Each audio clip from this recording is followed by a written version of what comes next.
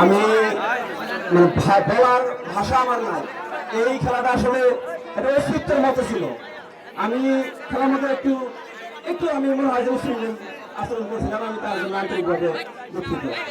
আমার বলার মতো কিছু নাই। ধন্যবাদ সুহেল রাশিদ। খেলার মধ্যে আবেগ প্রেরণ আমরা জানি, বিরাট কোহলি বিখ্যাত ক্রিকেটার, তিনিও কিন্তু যথেষ্ট আবেগ প্রেরণ।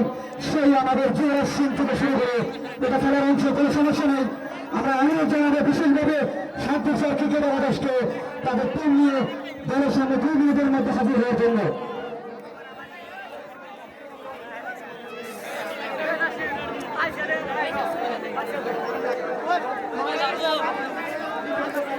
শান্তিস্বর ক্রিকেটার আদেশকে বিশেষভাবে অনুরোধ করছি, আপনারা আপনার দল নিয়ে এখানে আসুন।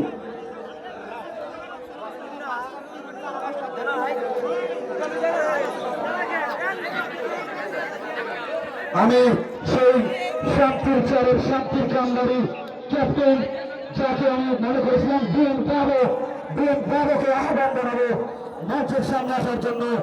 বিএন ব্রাভোকে অনুরোধ করবো মঞ্চে এসে। আজকে খেলায় হার জিত থাকবেই, মর্মাহত হওয়ার কিছু নেই।